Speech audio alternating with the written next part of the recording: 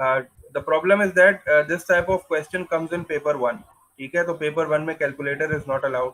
तो calculator allow नहीं है तो इसका मतलब है कि you have to memorise them. आपको ये याद करने पड़ेंगे in order to solve those type of questions जो हमने लास्ट क्लास में किए थे, जिसमें आपसे वो कहता था find the exact value of. ठीक है, अगर ये पेपर टू में आया तो फिर तो प्रॉब्लम नहीं है, यू हैव द कैलकुलेटर, तुम्हें आता है साइन जीरो की वैल्यू निकालना, साइन 30 की वैल्यू निकालना, तो it will not be difficult for you at that time. लेकिन since this is a paper one question, तो you have to memorise these trigonometric ratios. ये स्पेशल एंगल्स हमने किए थे, ठीक है, 0, 30, 45, 60, 90, these are called special angles. You must memorise the values. ठीक है, what is sine zero? The value of sine zero is zero. ठीक है, तुम इसको कैलकुलेटर से भी निकाल सकते हो, लेकिन वही बात है कि जब कैलकुलेटर अलाउ नहीं होगा तो तुम्हें याद करने पड़ेंगे। तो साइन जीरो इज जीरो।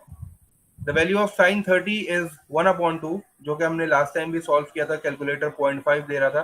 ठीक है, तो साइन 30 की वैल्यू जो है वो 0.5 भी है, और इट कैन बी हाफ अगर फ्रैक्शन की बात करो। साइन 45 रूट 2/2 लिखा हुआ है। ठीक है, this can be further simplified, इसके आगे 1/√2 भी लिख लेना। ठीक है, इसको अगर आप फर्दर सिंप्लीफाई करोगे तो आपको काफी सारी बुक्स में जो है वो 1/√2 मिलेगा। ठीक है ना, क्योंकि इसको ये इस वक्त कैलकुलेटर की उसमें लिखा हुआ है, कैलकुलेटर में हमेशा इस तरह लिखा हुआ आता है √2/2। ठीक है, लेकिन आप जो है ना उसको यूज करते हो, वो जो वैल्यू यूज करते हो वो होती है 1/√2। तो आप इसके आगे इक्वल्स टू लगा के 1/√2 भी लिख लेना। तो sine 45 is equal to 1/√2। Sine 60 की वैल्यू है √3/2। ठीक है, जो कि हमने हमने डेसिमल में यूज किया था, 0.866 आ रहा था। समटाइम्स आपको फ्रैक्शन में यूज करना पड़ता है in order to solve the question, क्योंकि क्वेश्चन में आपसे वो कैंसिलेशन करवा रहा होता है, वो आपसे एग्जैक्ट वैल्यू पूछ रहा होता है। तो ज्यादा जो वो मतलब प्रेफरेबल चीज है, you have to use the value in the fraction. तो फ्रैक्शन वाली वैल्यू हमें याद होनी चाहिए। ठीक है, तो साइन 60 इज √3/2, साइन 90 इज 1। ठीक है, अच्छा अब आ जाओ कॉस पे। कॉस को याद करना आसान है, क्यों? क्योंकि साइन का बिल्कुल रिवर्स चल रहा है। कॉस 0 1 है। ठीक है, यहां से स्टार्ट करो उल्टा उल्टा। साइन 91 है तो कॉस 0 1 हो गया। Cos 30 is √3/2। cos 45 is the same as sine 45। cos 45 की वैल्यू बिल्कुल वही है जो साइन 45 की है। इसको हम 1/√2 लिखेंगे। ठीक है, √2/2 इज इक्वल टू 1/√2, दोनों बराबर है। ठीक है, लेकिन हम लोग 1/√2 की वैल्यू यूज करते हैं, क्योंकि बुक्स में काफी तर वही वैल्यू यूज हो रही है। cos 60 is 1/2। cos 60 की वही वैल्यू है जो साइन 30 की है। और cos 90 जो है वो 0 है। इसका मतलब है कि cos की मैक्सिमम वैल्यू भी 1 है। ठीक है, cos भी जो है वो 1 से ऊपर नहीं जाता, 1 और -1 के बीच में cos रहता है। ठीक है, ये ज्यादा डिटेल में एड मैथ्स वाले बच्चे पढ़ते हैं, जब वो ग्राफ प्लॉट करते हैं साइन और cos का, तो उनको ये चीज समझ में आती है कि साइन की जो मैक्सिमम वैल्यू वो भी 1 ही है, और cos की जो मैक्सिमम वैल्यू है वो भी 1 ही है। कभी 1 से ज्यादा वैल्यू अगर cos में यूज करोगे तो वो एरर दे देगा। Talking about 10, 10 0 is 0। 1030 is √3/3, और you can also write it as 1/√3। ये बिल्कुल उसके बराबर है 1/√3 के। आप √3/3 लिखो या 1/√3 लिखो, दोनों एक ही चीज है। ठीक है, लेकिन हम ज्यादातर 1/√3 यूज करते हैं। 1045 is 1। 1060 is √3, and 1090 is undefined, मतलब इनफाइनाइट हो जाता है। 1090 में वो आपको मैथ एरर दे देगा। आप इन सारी वैल्यूज को अपने कैलकुलेटर से चेक भी कर सकते हो, लेकिन the point is that you have to write them. आपको ये अपने पास लिखनी है, and you have to memorise them. जब तक आप इनको याद नहीं करोगे, पेपर वन के क्वेश्चंस जो हैं वो आपके, जैसे हमने लास्ट टाइम सॉल्व किए थे, वो नहीं सॉल्व हो पाएंगे, क्योंकि वहां ये वैल्यूज हमें चाहिए होती है। ठीक है, तो इन वैल्यूज को जल्दी से उनको नोट डाउन कर लो। ठीक है, अच्छा 10 की मैक्सिमम वैल्यू जो है वो देखो नॉट डिफाइन है, मतलब 10 की मैक्सिमम वैल्यू हमें नहीं पता होती, वो इनफाइनाइट होती है, तो इसलिए मैं 10 को नहीं बता सकता कि उसकी मैक्सिमम वैल्यू क्या है। ठीक है ना, तो जब 10 का ग्राफ आप कभी देखोगे तो आप देखोगे कि वो इनफाइनाइट, वो मतलब इन्फिनिटी से आ रहा होता है। तो 10 की मैक्सिमम वैल्यू इन्फिनिटी है, कॉस की मैक्सिमम वैल्यू 1 है, और साइन की मैक्सिमम वैल्यू भी 1 है। इनको कॉपी कर लो जल्दी से, फिर हम अपने लेक्चर पे चलते हैं।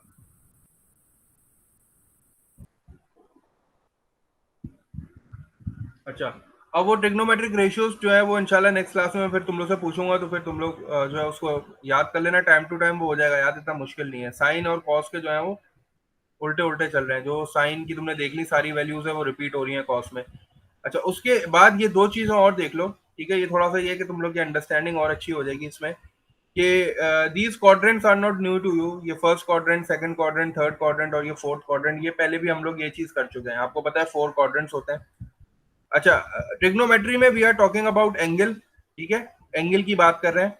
तो ये चीज याद रखना हमेशा कि पॉजिटिव एक्स एक्सिस से counter clockwise, counter clockwise means anti clockwise, if you are measuring your angle from the positive x axis, ठीक है, ये पॉजिटिव एक्स एक्सिस होती है, ये नेगेटिव एक्स एक्सिस होती है, ये पॉजिटिव वाई होती है और ये नेगेटिव वाई होती है। तुम लोगों को पता है क्वाड्रेंट का हिसाब किताब किस तरह है कोऑर्डिनेट ज्योमेट्री में। तो if you are measuring your angle from the positive x axis और आप काउंटर क्लॉकवाइज डायरेक्शन में जा रहे हो, तो आपका थीटा हमेशा पॉजिटिव होगा, ठीक है। हम लोग अभी थीटा नेगेटिव डिस्कस नहीं कर रहे, लेकिन एड मैथ्स वाले बच्चे डिस्कस करते हैं, इसलिए मैं उसकी डिटेल में नहीं जा रहा हूँ, ठीक है। थीटा पॉजिटिव कब होता है? When you are measuring it from the positive x axis and you are going into the anti clockwise direction, ठीक है। एंटी क्लॉकवाइज डायरेक्शन मतलब काउंटर क्लॉकवाइज, उल्टी घड़ी की डायरेक्शन जो होती है उसको हम कहते हैं एंटी क्लॉकवाइज डायरेक्शन। तो थीटा हमेशा पॉजिटिव होगा।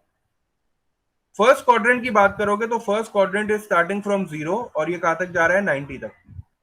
जीरो से 90 तक जितना थीटा आएगा वो सारा फर्स्ट क्वाड्रेंट में होगा। 90 से 180 के दरमियान जितना भी थीटा होगा वो सारा का सारा सेकंड क्वाड्रेंट में आएगा। 180 and 270 this will be in the third quadrant and 270 to 360 will come in the fourth quadrant, ठीक है। ये थोड़ा सा जो है वो एंगल्स के हिसाब से क्वाड्रेंट्स को डिवाइड किया है। First quadrant is starting from 0 to 90, second quadrant 90 to 180, third quadrant 180 to 270 and fourth quadrant 270 to 360। ये चार quadrants हो गए। थीटा पॉजिटिव कब होता है? When you are measuring it from positive x axis and you are going into the anti clockwise direction. आप anti clockwise direction में जा रहे हो, पॉजिटिव एक्स एक्सिस से थीटा नोट कर रहे हो, तो your theta will be positive. हमारा थीटा जो है वो ज्यादातर हम लोग पॉजिटिव ही ले रहे हैं, हमने नेगेटिव थीटा भी डिस्कस नहीं किया, इसलिए मैं उसकी डिटेल में नहीं जा रहा। लेकिन अगर तुम क्लॉकवाइज जाओगे तो थीटा नेगेटिव हो जाएगा, बस इतना याद रखो,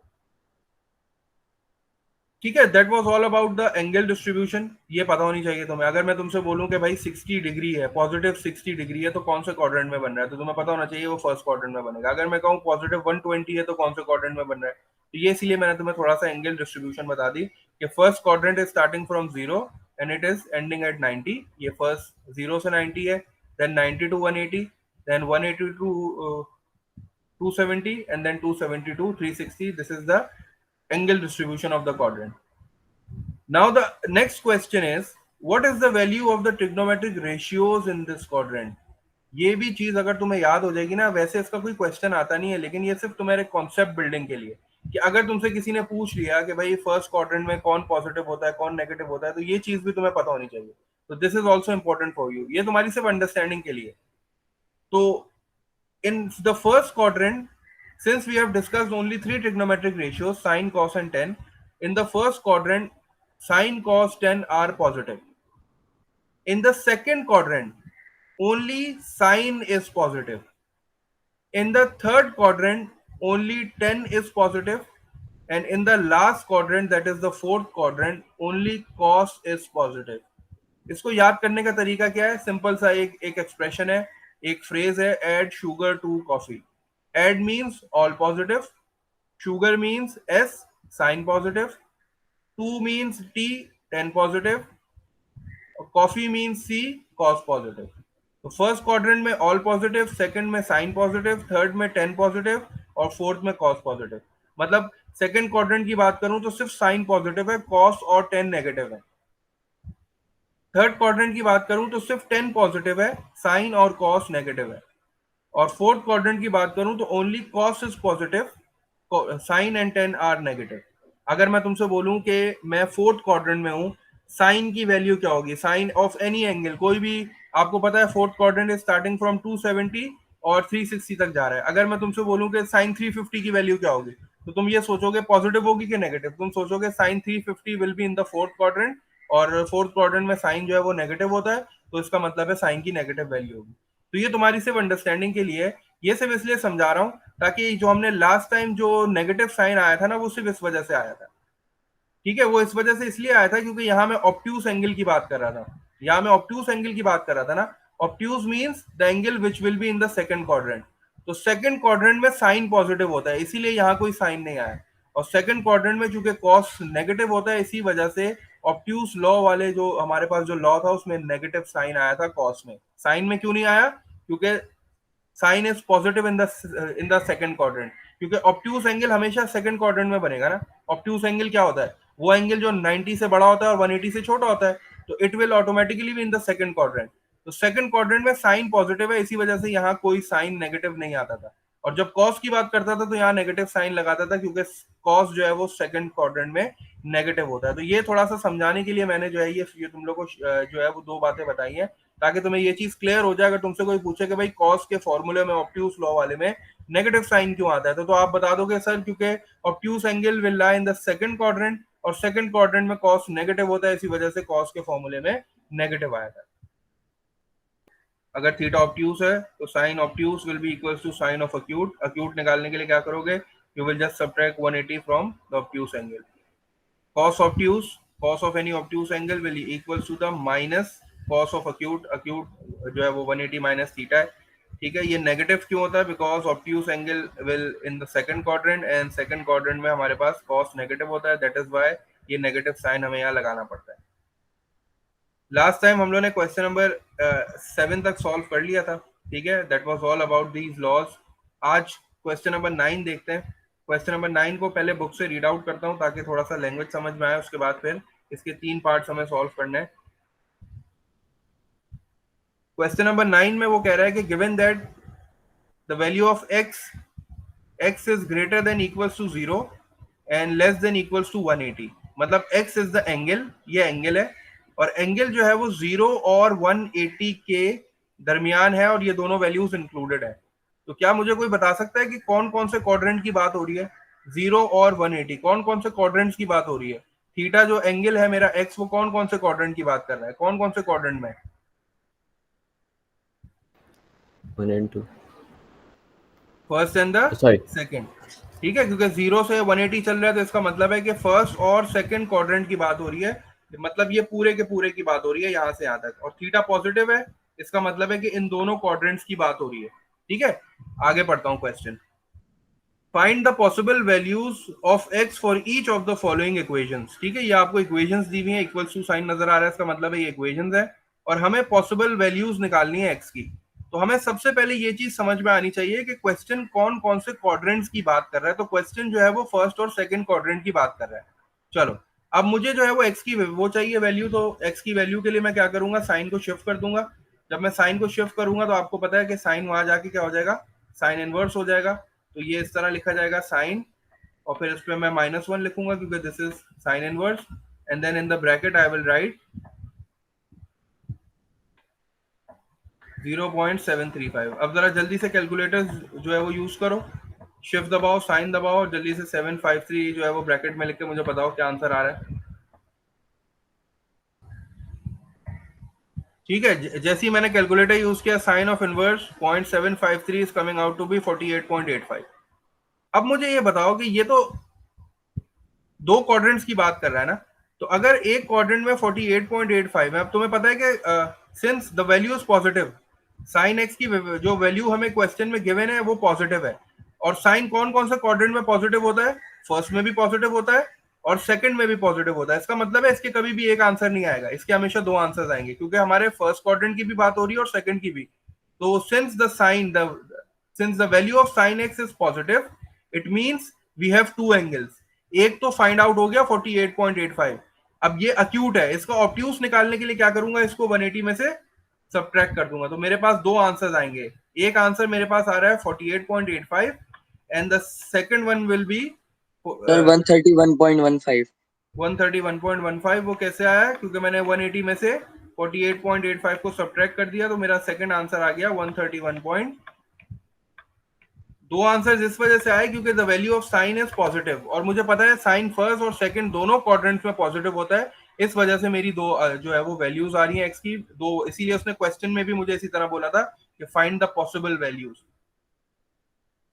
तो 131.14 इज माय सेकंड आंसर। मेरे पास दो आंसर्स आएंगे क्योंकि साइन पॉजिटिव है, ठीक है। तो first answer is 48.85 and the second answer is sir 131.4। 0.15 है। 15 है, ठीक है 14 कर दो, 15 वो मैंने राउंड ऑफ नहीं किया होगा। चलो अब नेक्स्ट पार्ट पे आओ, डी पार्ट में। डी पार्ट में वो मुझसे कह रहा है cos of x is equal to -0.238। अब याद रखो कि x जो है वो दो क्वाड्रेंट्स की बात कर रहा है, फर्स्ट और सेकंड। अब यहाँ cos x की वैल्यू नेगेटिव है, तो cos कौन से क्वाड्रेंट में नेगेटिव होता है, फर्स्ट में कि सेकंड में? फर्स्ट में तो पॉजिटिव होता है। पर सेकंड, पर इसका सेकंड में। मतलब है इसका एक आंसर आएगा, इसका एक आंसर आएगा, क्योंकि cos सेकंड में नेगेटिव है, इसका एक आंसर आएगा, इसके दो आंसर नहीं आएंगे। ठीक है, तो इसका एक आंसर निकालने के लिए मैं क्या करूंगा, मुझे इस cos को शिफ्ट करना पड़ेगा दूसरी साइड पे। तो जब cos दूसरी साइड पे शिफ्ट हो जाएगा तो वो आंसर क्या होगा, cos inverse and then inside the bracket तुम इसको -0.283 लिख लो। तो इस तरह तुम्हें आइडेंटिफाई करना है कि तुम्हारे आंसर्स कितने आएंगे, क्योंकि question is talking about two quadrants. Question कह रहा है कि पॉसिबल वैल्यूज आपको दोनों क्वाड्रेंट्स में चाहिए। तो साइन के दो आंसर इस वजह से आए थे क्योंकि साइन फर्स्ट में भी पॉजिटिव है और सेकंड में भी पॉजिटिव है। तो इसका मतलब है कि यहाँ जब साइन की पॉजिटिव वैल्यू है तो इसका मतलब है दो आंसर आएंगे। अब कॉस, इसने बोला कॉस की वैल्यू नेगेटिव है, तो कॉस नेगेटिव कौन से क्वाड्रेंट में होता है, सेकंड क्वाड्रेंट में होता है। इसका मतलब है इसका सिर्फ एक ही आंसर आएगा, मतलब ऑब्ट्यूस वाला आंसर आएगा। अब थर्ड पार्ट में the value of cos is positive, तो कॉस पॉजिटिव कौन से इसमें होता है, फर्स्ट में। इसका मतलब है कि इसका अक्यूट वाला आंसर आने वाला है। तो आप इसको जल्दी से फाइंड आउट कर लो। जब आप कॉस को शिफ्ट करोगे तो this will B cos inverse, और फिर ब्रैकेट में 0.524 लिखेंगे, इक्वल्स टू दबाएंगे, देखेंगे क्या आंसर आ रहा है। और सिर्फ कॉस पॉजिटिव बता रहा है तो इसका मतलब है कि फर्स्ट क्वाड्रेंट वाले की बात कर रहा है, क्योंकि नेगेटिव, क्योंकि सेकंड में तो नेगेटिव हो जाता है कॉस। तो इसका मतलब है कि इसका आंसर अक्यूट आना चाहिए बस।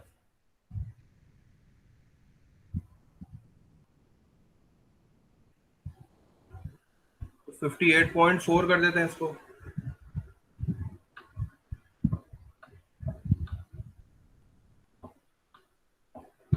आंसर्स मुझे वो करो, चेक करो, वेरीफाई करके बताओ। कोई क्वेश्चन है तो यस पूछ लो। सर, सही है। चलो, तो बस ये चीज याद रखना कि पहले आइडेंटिफाई कर लेना कि क्वेश्चन कौन कौन से क्वाड्रेंट्स की बात कर रहा है, और फिर ये तुम्हें पता होना चाहिए कि फर्स्ट क्वाड्रेंट में कौन पॉजिटिव है, सेकंड में कौन पॉजिटिव है।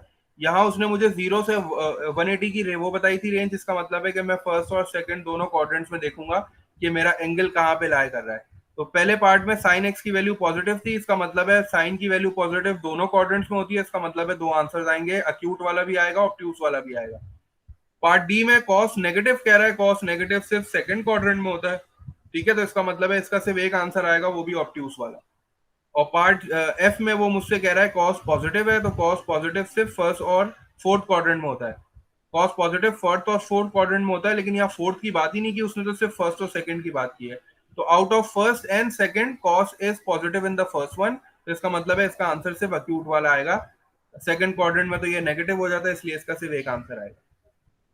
ठीक है, इसको कॉपी कर लो। कोई क्वेश्चन? अच्छा, क्वेश्चन नंबर 11 का मैंने इमेज जो है वो बुक से उठा लिया है। ठीक है, the figure shows a triangle A B C with vertices A is -2 and 4, B is 2 and 1 and C is 6 and 1। ठीक है, we have a triangle A B C जो कि नॉन राइट एंगल ट्राइंगल है। ठीक है, इसमें कोई 90 degree नहीं है। We have three parts. In the first part we have to find the value of sine of angle ABC। ये बिल्कुल उसी तरह का जो हमने एग्जांपल की थी, sine of angle ABC। Second part में cos of angle ABC, and third part में we have to find tan of angle ACB। ठीक है, अच्छा अब इसको स्टार्ट करने से पहले सबसे पहले क्या करेंगे कि सिंस हमारे पास जो है वो कोई स्पेसिफिक फिगर्स नहीं है ना, प्रॉब्लम ये है कि अगर हम लोग इसी को यूज करते हैं तो हमें फिर डिस्टेंस फॉर्मूले से तीन डिस्टेंस निकालने पड़ेंगे। तो सबसे पहले मैं क्या करता हूँ कि दो लाइंस ड्रॉ करता हूँ, और एक लाइन मैंने यहाँ ड्रॉ करी। ठीक है, और मैं इसको राइट एंगल ट्राइंगल बनाने की कोशिश करता हूँ, और मैंने एक लाइन यहाँ ड्रॉ करी। ठीक है, ये मैं क्यों कर रहा हूँ मैं अभी बताता हूँ। टॉकिंग अबाउट दिस लाइन, ठीक है, चूंकि ये वर्टिकल लाइन है तो मैं इसका डिस्टेंस बिल्कुल वो इसको मैं फाइंड आउट कर सकता हूँ बाय काउंटिंग आउट द, मैं इनको काउंट कर लेता हूँ ये कितने स्क्वायर्स हैं। तो यहाँ से यहाँ तक 1 हो गया, ये 2 हो गया, और ये 3 हो गया। इसका मतलब है ये 3 है। और इसकी बात कर लेता हूँ तो ये 1 2 3 और 4, ये 4 है। ठीक है, आप सिर्फ इसको काउंट कर सकते हो क्योंकि ये हॉरिजॉन्टल और वर्टिकल लाइंस है, तो आपको इसका डिस्टेंस पता चल जाएगा। इसका डिस्टेंस कितना है, क्योंकि ये भी जो है वो हॉरिजॉन्टल लाइन है, तो ये 2 से स्टार्ट हो रही है और 6 तक जा रही है। इसका मतलब है 1 2 3 4, अगेन दिस इज 4। ठीक है। अच्छा, ये मैं इसलिए कर रहा हूं क्योंकि trigonometric ratios right angle triangle पे लगते हैं, तो I can apply the ratios on this triangle और फिर मैं उसको रिलेट कर सकता हूं। क्योंकि in the first part I have to find sine of angle ABC. First और सेकंड पार्ट में मुझे साइन ऑफ एंगल एबीसी चाहिए, मतलब मुझे ये वाला एंगल चाहिए, एबीसी इज दिस एंगल। ठीक है, और this is an obtuse angle, ये ऑब्ट्यूस एंगल है, और मुझे पता है कि sine of obtuse is equal to sine of acute होता है। तो अगर मैं ये वाला अक्यूट एंगल फाइंड आउट कर लूं, तो इसका मतलब है कि मुझे ऑटोमेटिकली ये वाला फाइंड आउट हो जाएगा। That is why I am drawing this right angle triangle, इसीलिए मैं ये राइट एंगल ट्राइंगल ड्रॉ कर रहा हूं। मैं इसको दोबारा एक बार एक्सप्लेन करता हूं।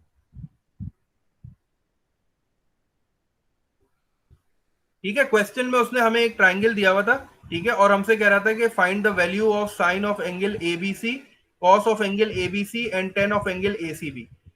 If I am talking about ACB, अगर मैं एसीबी की बात करता हूं, तो एसीबी तो ये वाला एंगल है, और चूंकि ये नॉन राइट एंगल ट्राइंगल है, तो इस पर ट्रिग्नोमेट्रिक रेशियोज तो अप्लाई हो ही नहीं सकते।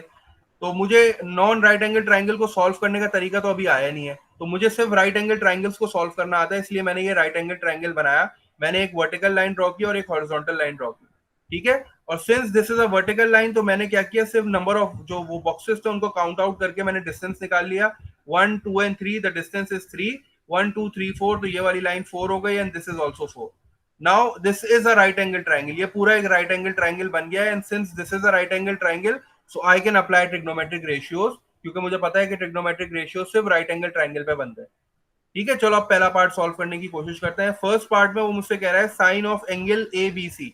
तो मैंने क्या किया, सबसे पहले यहाँ लिखा, पार्ट ए सॉल्व कर रहा हूं मैं, तो सबसे पहले मैंने स्टार्ट किया उसी तरह, sign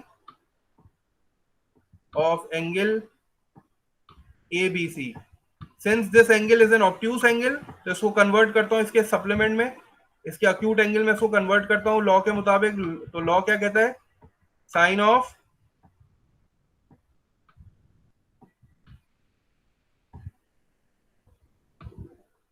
180 minus angle A B C. ठीक है, ये तो लॉ कहता है, लॉ के मुताबिक मैंने लिख दिया। अब मुझे इस एंगल को कोई नाम देना पड़ेगा। ठीक है, तो मैं इसको थीटा बोल देता हूँ। ठीक है, I am naming it as theta, मैं इसको थीटा कह देता हूँ। ठीक है, तो इसका मतलब है कि दिस कंप्लीट एंगल इज 180, ये यहां से लेके यहां तक 180 है, और जब मैं 180 में से एंगल ए बी सी को सब्ट्रैक्ट करूंगा, talking about this angle, so I will get this theta. तो इसका मतलब है कि I can write it like this, मैं इसकी जगह थीटा लिख दूं, तो ये हो जाएगा साइन थीटा। ठीक है, और since this is a right angle triangle, तो इसमें जल्दी से मुझे बता दो, अगर ये थीटा है तो इसके सामने वाली साइड क्या हो जाएगी, ऑपोजिट, और ये हाइपोटेन्यूज हो जाएगी, और दिस विल बी एडजेसेंट। अब एक काम रह गया है कि मैंने हाइपोटेन्यूज नहीं फाइंड आउट करी। हाइपोटेन्यूज कैसे फाइंड आउट करूं, पाइथागोरस से। पाइथागोरस थ्योरम से, क्योंकि ये राइट एंगल ट्राइंगल है। तो पाइथागोरस थ्योरम क्या है, यहां जल्दी से फाइंड आउट कर लेता हूं। Hypotenuse square is equals to, direct direct इनकी वैल्यूज लिख देता हूं। 3 का स्क्वायर 9 हो जाएगा। ठीक है, 3 का स्क्वायर 9 हो जाएगा, और 4 का स्क्वायर कितना हो जाएगा, 16। और मुझे पता है कि 16 और 9 होता है 25, और ये मेरे पास जो हाइपोटेन्यूज आ जाएगी, ये आ जाएगी 5। ठीक है, मैंने डायरेक्टली इसको सॉल्व कर लिया। हाइपोटेन्यूज जो है वो मेरे पास 5 आ रही है, क्योंकि जब तक मैं हाइपोटेन्यूज नहीं निकालूंगा, मैं जो है वो साइन की वैल्यू नहीं लिख सकता। तो हाइपोटेन्यूज जो है वो मेरे पास 5 आ गई। अब मुझे पता है कि sine is equals to, sine जो है वो किसके बराबर होता है, sine theta is opposite upon hypotenuse के बराबर होता है, और ऑपोजिट की वैल्यू कितनी है मेरे पास, opposite is 3 and hypotenuse is 5। So this is the answer of the first part. Second part भी बिल्कुल इसी तरह करेंगे, जल्दी से सेकंड पार्ट करो।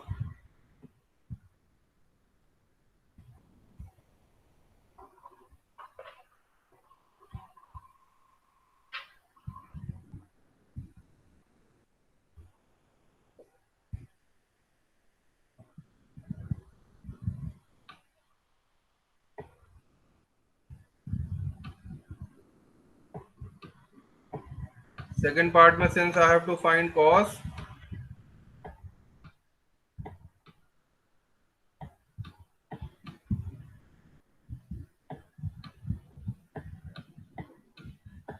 Cos of angle ABC find करना है, जल्दी से तो कन्वर्ट किया, माइनस साइन आया, cos 180 minus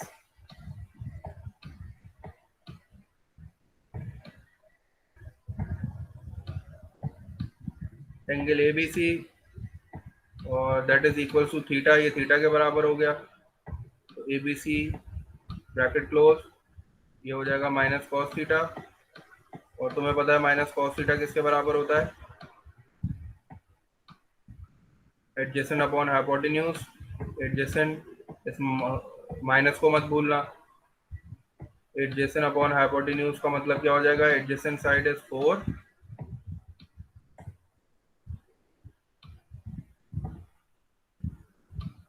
so this will be minus 4 upon -4/5। बिल्कुल। सी पार्ट भी कर लो जल्दी से। सी पार्ट में वो आपसे कह रहा है 10 ACB, मतलब ये छोटा वाला एंगल, तो पूरा बड़ा वाला राइट एंगल ट्राइंगल है ना, उसको कंसिडर करो। ये साइड 3 हो जाएगी और ये वाली साइड कितनी हो जाएगी, ये 8 हो जाएगी, क्योंकि 10 में आपको हाइपोटेन्यूज की कोई जरूरत नहीं होती, तो हाइपोटेन्यूज निकालने की जरूरत नहीं है।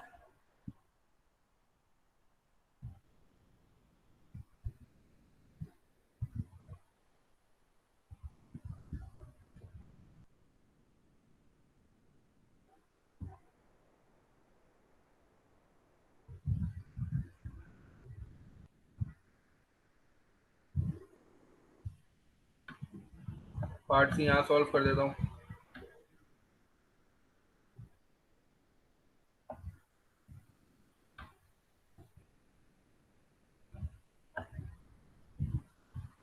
अब पार्ट सी में मुझे क्या फाइंड आउट करना है, 10 ऑफ एंगल ACB। ACB मतलब मुझे ये वाला एंगल है, ठीक है। तो मैं पहले ये वाला ट्राइंगल बना देता हूँ पूरा, ताकि वैल्यूज आसानी से, एक रफ सा ट्राइंगल बना दिया मैंने, और ये मेरे पास ए हो गया। ये मैंने राइट एंगल ट्राइंगल बनाया, ठीक है, क्योंकि आपको पता है trigonometric ratios right angle triangle पे ही होते हैं। और इसका नाम जो है वो डी रख दो,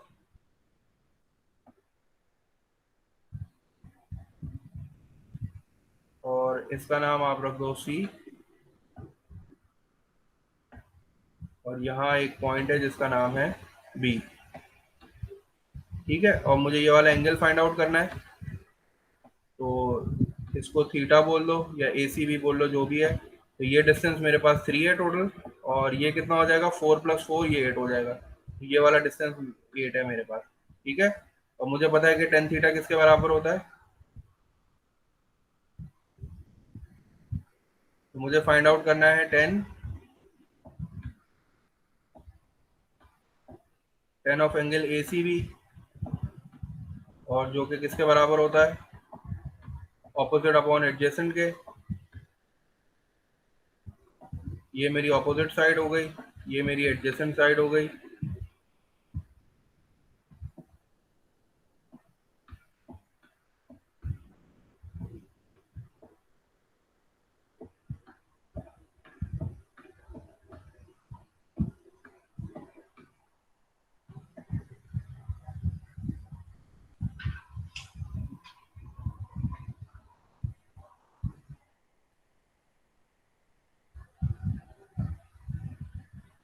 इसको कॉपी कर लो, कोई क्वेश्चन है तो पूछ लो, फिर हम नेक्स्ट टॉपिक पे चलते हैं, एरिया ऑफ ट्राइंगल पे।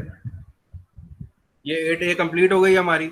8A में हमने जो है वो साइन और कोसाइन ऑफ ऑब्ट्यूज लॉ देखे थे, फिर हमने जो है वो ट्रिग्नोमेट्रिक रेशियोज भी देख लिए, स्पेशल एंगल्स के कौन कौन से होते हैं, वो इनको इंशाल्लाह याद करने की कोशिश करना। और फिर हमने ये भी देख लिया कि एंगल वाइज डिस्ट्रीब्यूशन क्या है, first quadrant, second quadrant, third quadrant, fourth quadrant, what is the positive theta. Positive theta is always measured from the positive x axis and into the counter clockwise direction, and in the first quadrant sine cos tan all are positive. All का मतलब ये है कि there are some more ratios as well. हमने तो सिर्फ 3 basic किए ना, तो इन 3 बेसिक के अलावा भी जो है वो कुछ ट्रिग्नोमेट्रिक रेशियोज हैं, जो कि हमारे कोर्स का पार्ट नहीं है, इसलिए हमने उसको डिस्कस नहीं किया। तो साइन कॉस 10 जो है, और जो और भी जो रेशियोज हैं, तो सारे के सारे फर्स्ट क्वाड्रेंट में पॉजिटिव होते हैं। सेकंड में सिर्फ साइन पॉजिटिव होता है, इसलिए ऐड शुगर। और थर्ड में 2 है, तो 2 का मतलब 10 पॉजिटिव है, और लास्ट में सिर्फ कॉस पॉजिटिव है। इसको याद करने का तरीका क्या है, ऐड शुगर टू कॉफी, ठीक है। थीटा की पॉजिटिव डायरेक्शन में ही चलना, ऐड शुगर टू कॉफी मतलब first second third fourth quadrant. तो ये सारी चीजें अगर समझ में आ गई तो फिर ये क्वेश्चन तुमने देख लिया, थोड़े से ट्रिकी हैं, बस ये है कि चीज समझ में आ जाए तो फिर ये आसान है।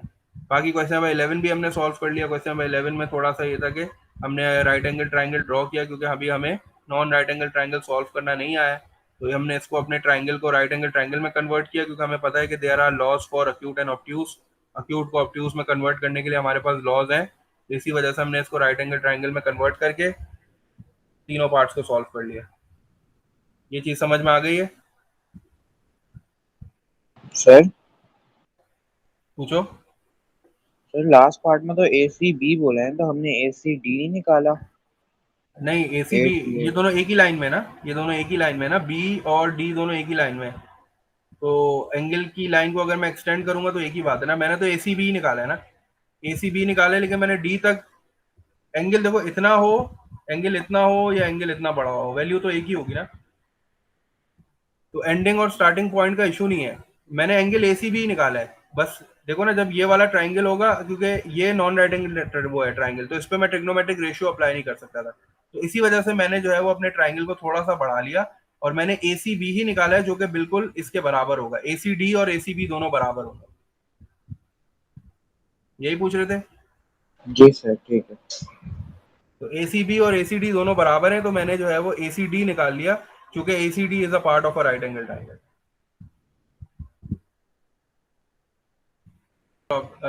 नेक्स्ट टॉपिक देख लेते हैं, वो भी बड़ा आसान सा ही है। एक नया फॉर्मूला तुम लोग को इंट्रोड्यूस कराना है एरिया ऑफ ट्राइंगल का। इससे पहले हमारे पास एरिया ऑफ ट्राइंगल का सिर्फ एक ही फॉर्मूला था, half into base into height. ठीक है, अब ये हमारे पास एक नया फॉर्मूला है, since we have a triangle जिसको हमने नॉन राइट एंगल ट्राइंगल बोला है। तो अब नॉन राइट एंगल ट्राइंगल में हाइट कैसे निकालें हम, क्योंकि इससे पहले तो हमने सारे के सारे राइट एंगल ट्राइंगल्स किए थे सॉल्व। तो राइट एंगल ट्राइंगल्स में आपको पता है कि जो परपेंडिकुलर होती है दैट इज द हाइट, तो हमारे पास एरिया का फॉर्मूला बड़ा आसान सा होता था, half into base into height. लेकिन the problem is that now we are dealing with triangles जो कि राइट एंगल ट्राइंगल नहीं है, नॉन राइट एंगल ट्राइंगल है। तो इसके लिए भी हमारे पास एरिया का कोई फॉर्मूला होना चाहिए, क्योंकि हाइट का बड़ा प्रॉब्लम आएगा इसमें, हाइट क्या होगी, मैं हाइट क्या लूं, क्योंकि हाइट आपको पता है कि height should be perpendicular to the base. तो यहाँ थोड़ा सा प्रॉब्लम यही आता है कि इसके लिए हम वो फॉर्मूला यूज नहीं कर सकते, तो इसके लिए हमें उससे एक फॉर्मूला नया ड्राइव करना पड़ा, जो कि हमारे पास एरिया ऑफ ट्राइंगल का फॉर्मूला है।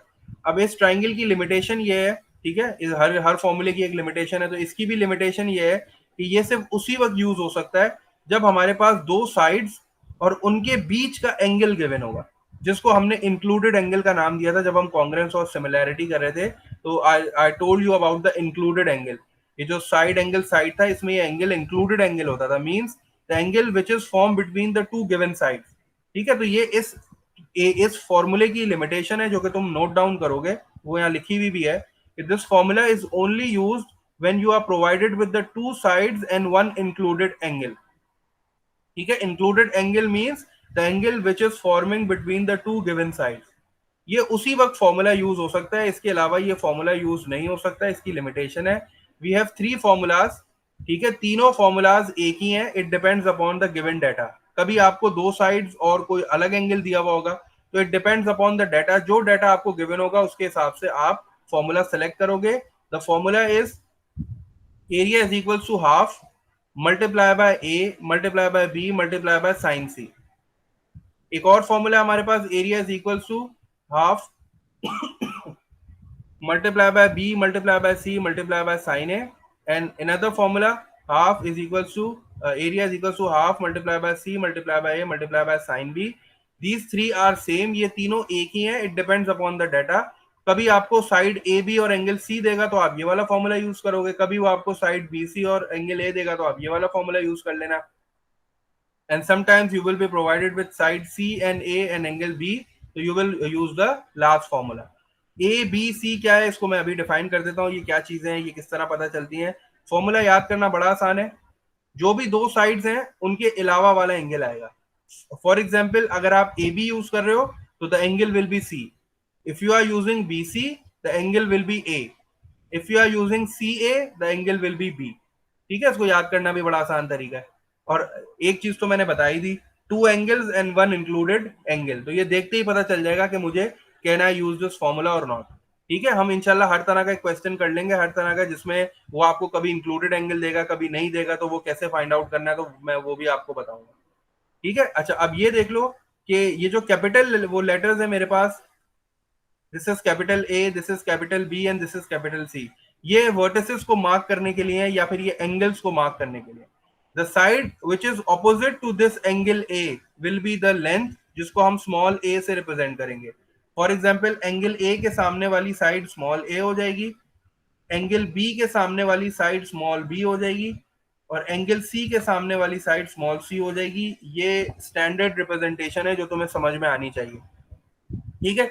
जैसे अगर मैं इधर बात करूं तो ये आर है, तो इसके सामने वाली साइड स्मॉल आर हो जाएगी।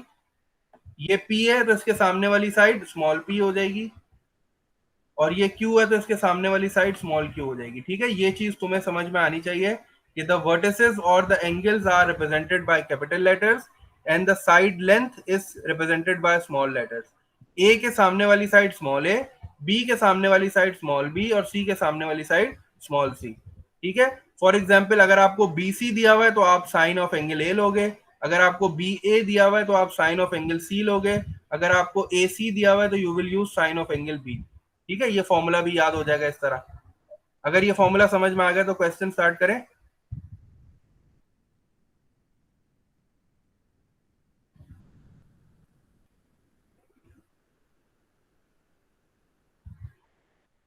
एक एग्जांपल करेंगे तो और थोड़ा सा क्लियर हो जाएगा कि किस तरह area of triangle find out करते हैं। एरिया ऑफ ट्रायंगल का फॉर्मूला जब यूज करते रहेंगे फिर ये याद भी हो जाएगा।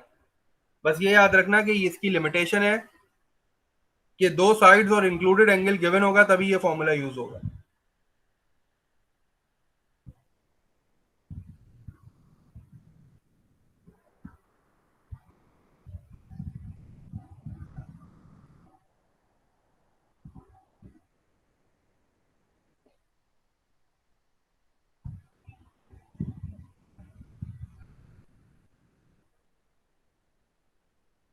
ये कॉपी कर लो तो बताना, फिर एग्जाम्पल करते हैं।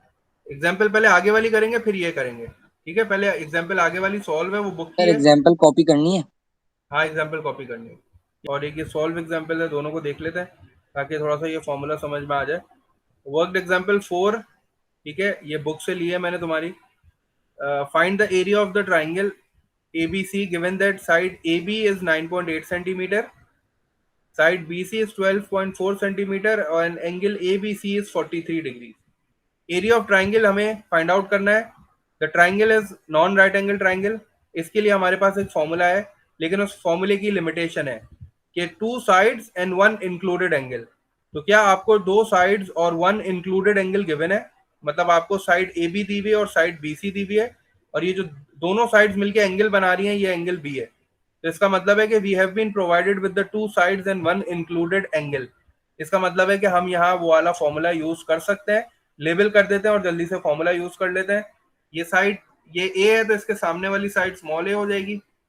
दिस विल बी बी, तो इसके सामने वाली साइड स्मॉल बी, और ये सी हो गई तो इसके सामने वाली साइड स्मॉल सी। हमारे पास जो फॉर्मूला है according to the given condition, वो कौन सा फॉर्मूला है? हमारे पास है साइड सी और ए और एंगल बी गिवन है। हमारे पास साइड सी गिवन है, साइड ए गिवन है और एंगल बी गिवन है। इसका मतलब है इन तीनों को यूज करके हमारे पास जो फॉर्मूला बनेगा वो क्या बनेगा? Half multiply by A multiply by C multiply by sine B. Half as it is लिखा। ए की वैल्यू कितनी है मेरे पास? ए की वैल्यू है 12.4, तो मैंने ए की जगह पे 12.4 लिखा। Multiply by what is the value of C? The value of C is 9.8, 9.8 in the place of C. Multiply by sine of B, sine B, B means the angle is 43, so sin of 43। इस फॉर्मूले में सिर्फ sign ही है बस, तो हमें sign ही रखना, अपनी मर्जी से कॉस और टेन नहीं कर सकते, सिर्फ साइन ही है। इसका मतलब है कि हमें सिर्फ साइन ही यूज करना है। ठीक है, इसकी डेरिवेशन में नहीं जा रहे फॉर्मूले की, क्योंकि हमें सिर्फ फॉर्मूला समझना है और उसको अप्लाई करना है। तो साइन ऑफ 43 कैलकुलेट किया कैलकुलेटर से और उसको मल्टीप्लाई किया 9.8 12.4 से डिवाइड बाय 2, तो फाइनल आंसर तुम्हारा एरिया ऑफ ट्राइंगल कितना आ गया? 41.4 सेंटीमीटर स्क्वायर। तो बस सिर्फ लेबलिंग करनी है और फॉर्मूले में वैल्यूज पुट करनी है, तुम्हारे पास एरिया आ जाएगा। इस एग्जाम्पल को कॉपी कर लो। इसके बाद एक और एग्जाम्पल कर लेते हैं, ये सामने ही है तुम्हारे, लेबल कर दिया इसको मैंने जल्दी से। इसका भी मुझे आंसर सर बताओ। रिपीट कर देंगे एक दफा? मैं रिपीट कर देता हूँ। देखो, मेरे पास जो गिवन डाटा था वो उसने एरिया ऑफ ट्राइंगल जो है मुझसे फाइंड आउट करने बोला है। This is triangle ABC. Given that AB 9.8 है, 9.8 सेंटीमीटर, BC इज 12.4 सेंटीमीटर और एंगल ABC मुझे दिया हुआ है 43 डिग्री। ठीक है, फिगर बनी हुई है, सारी लेबलिंग हुई हुई है। सबसे पहले मुझे ये आइडेंटिफाई करना है कि check the limitation of the formula. The formula says you can apply this formula whenever two sides and one included angle is given. तो मेरे पास दो साइड्स और वन इंक्लूडेड एंगल गिवन है। इंक्लूडेड एंगल का मतलब होता है जो दो साइड्स आपको गिवन है उनके दरमियान का एंगल आपको पता होना चाहिए। ठीक है, मतलब वो जो दो साइड जो एंगल बना रही है उसको कहते हैं इंक्लूडेड एंगल। तो मेरे पास बिल्कुल इंक्लूडेड एंगल है और मेरे पास दो साइड्स भी हैं। इसका मतलब है कि I can use this formula. ये जो एरिया ऑफ ट्राइंगल का फॉर्मूला है मैं यूज कर सकता हूँ। पहले मैंने लेबलिंग कर ली। ये कैपिटल ए था, इसके सामने वाली साइड स्मॉल ए हो गई। ये कैपिटल बी है, इसके सामने वाली side small B. And this is capital C, the side in front of this angle C और the vertex C will be small C. इसका मतलब है कि I have the side C and A and angle B. तो इसी हिसाब से मैंने फॉर्मूला लिखा। मेरे पास तीन फॉर्मूलाज हैं, तीनों according to the data change होते रहते हैं। तो यहाँ मेरे पास ए और सी है। इसका मतलब है मैं फॉर्मूला इस तरह लिखूंगा, area is equals to half, हर एक फॉर्मूले में आएगा। And then I have the given side as A and C, तो मैं ए लिखूंगा and then multiply by C. और मुझे पता है कि अगर मैं ए और सी की बात कर रहा हूं तो एंगल कौन सा आएगा, angle will be the included one, that is B. तो मेरे पास ये फॉर्मूला हो गया और मुझे अब से वैल्यूज पुट करनी है इसमें। ए की जगह पे 12.4, तो half multiply by 12.4 multiply by C की वैल्यू 9.8 है, multiply by sine of B. Sine of B मतलब साइन 43। कैलकुलेटर से सारी चीजें कैलकुलेट की, फाइनल आंसर आ गया 41.4 सेंटीमीटर स्क्वायर, जो कि एरिया ऑफ ट्राइंगल एबीसी है। इस एग्जाम्पल को सॉल्व कर लो जल्दी से। You have to find the area of the triangle P Q R. P Q R triangle में आपको तीनों एंगल्स गिवन है और आपको दो साइड्स गिवन है। इसका मतलब है यहाँ लिमिटेशन चेक करने की जरूरत ही नहीं है क्योंकि you have the three angles. ठीक है ना, तो यहाँ लिमिटेशन बिल्कुल, you will use these two sides and this included angle. इसका फॉर्मूला क्या बन जाएगा, इसका फॉर्मूला इस तरह बन जाएगा कि you will write A is equals to half, half आएगा and then you have to pick the two side जो गिवन है। कौन सी दो साइड्स गिवन है आपके पास, यू हैव द पी है आपके पास है और आर, आर है आपके पास। तो you will write P and you will write are.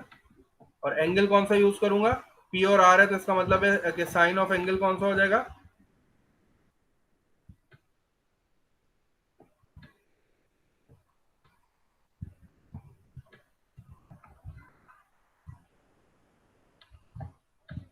जल्दी से हाफ यूज किया, हाफ को, और पी की वैल्यू कितनी आ रही है मेरे पास, पी की वैल्यू 8 आ रही है, तो पी की जगह पे 8 यूज किया।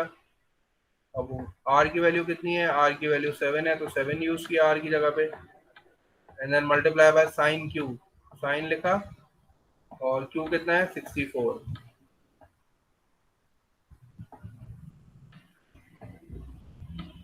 कैलकुलेटर से सारी वैल्यूज निकाल लो जल्दी से, एरिया बता दो कितना आ रहा है।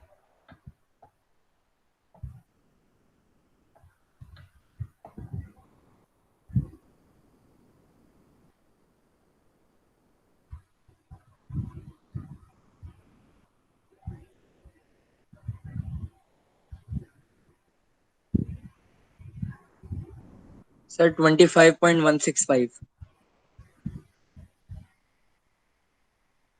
ठीक है, बस ये फाइनल एरिया हो गया 25.165।